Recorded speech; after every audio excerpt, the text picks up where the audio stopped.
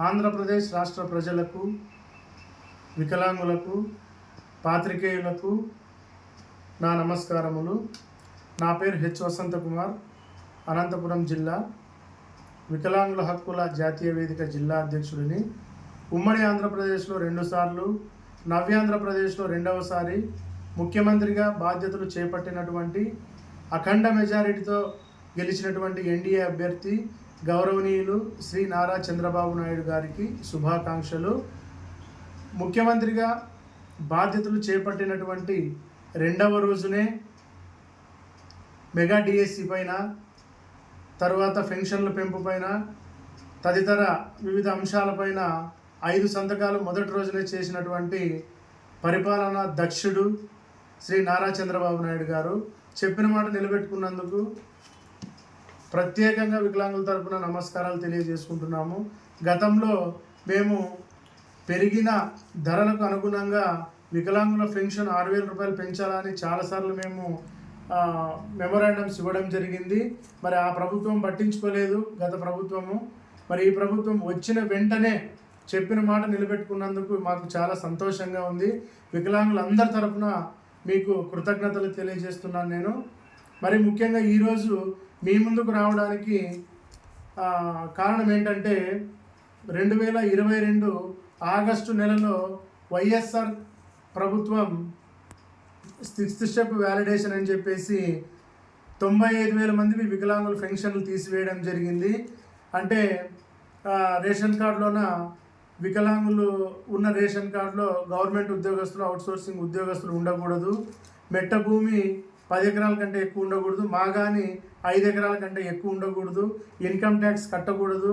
మరి అదేవిధంగా 4-వీలర్ వెహికల్ ఉండకూడదు అని చెప్పి ఇట్లా 6 రకాల పరిమితులు పెట్టి వికలాంగుల పెన్షన్లు తీసివేయడం జరిగింది. అప్పటి నుంచి గత ప్రభుత్వానికి, అంటే కలెక్టర్ల ద్వారా మేము ప్రభుత్వానికి విన్నవించుకున్నాం, మెమోరాండమ్స్ ఇచ్చినాము. ఆ ప్రభుత్వం అస్సలు పట్టించుకోలేదు. చెవులేని ప్రభుత్వం వలె వినుకోకుండా ఉంది. మరి మాకు అప్పట్లో వికలాంగులకు శాఖ మినిస్టర్ అయినటువంటి ఉషశ్రీ చరణ్ గారికి కూడా ఆమె ద్వారా ప్రభుత్వానికి చాలాసార్లు విన్నవించుకున్నాము. వాళ్ళు కూడా ఎవరు పట్టించుకోలేదు. మరి ఇప్పుడు ఉన్నటువంటి వికలాంగులకు 3,000 నుంచి 6,000 రూపాయలు పెంచడం జరిగింది. సో దానివల్ల వికలాంగులు చాలామంది ఆర్థికంగా నష్టపోతారు. మరి గతంలో 2022 నుంచి ఇప్పటి వరకు కూడా చాలామంది వికలాంగులు రోడ్డును పడడం జరిగింది. ఎందుకంటే వికలాంగులకు పెన్షన్ తప్ప వేరే ఆధారం లేదు, వేరే సంక్షేమ పథకాలు లేవు. సో కాబట్టి దీనిపైన ఒక సమీక్ష వేసి నేను మాట్లాడుతుండే ఈ విషయము డైరెక్ట్గా చీఫ్ సెక్రటరీకి, తర్వాత ముఖ్యమంత్రి గారి దృష్టికి వెళ్ళేలా చూడాలని నేను పాత్రికేయులను, సోషల్ మీడియాను నేను విన్నవించుకుంటున్నాను.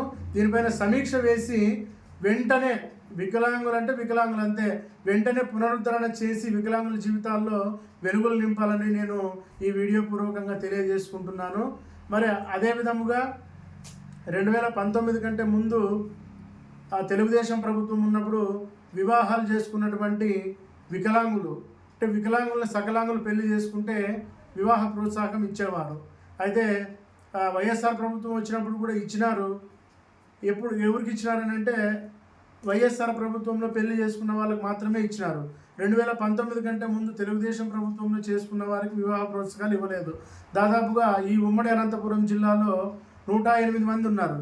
108 మందికి వివాహ ప్రోత్సాహాలు ఇవ్వాలని చెప్పేసి కలెక్టర్ల ద్వారా ప్రభుత్వానికి ఎన్నోసార్లు విన్నవించుకున్నాం. కానీ దాన్ని కూడా పట్టించుకోలేదు గత ప్రభుత్వము. ఏమి అని అడిగితే బడ్జెట్ లేదు అని అంటున్నారు.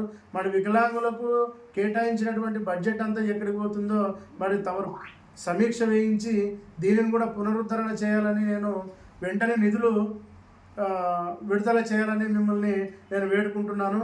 అదేవిధంగా వికలాంగులకు సచివాలయాల ఉద్యోగాల్లో రిజర్వేషన్ పాటించలేదు. అదేవిధంగా నామినేటెడ్ పోస్టుల్లో కూడా రిజర్వేషన్ పాటించలేదు. కనీసం ఈ ప్రభుత్వమైనా వికలాంగులపైన చల్లని చూపుతో రిజర్వేషన్ ప్రకారం అన్నీ మాకు వచ్చే అవకాశాలను మేమే అనుభవించేలా చేయాలని, మాకు న్యాయం చేయాలని వికలాంగుల హక్కుల జాతీయ వేదిక తరఫున, వికలాంగుల అందరి తరఫున తమరిని విన్నవించుకుంటున్నాను. అందరికీ ఉద్యమ నమస్కారాలు.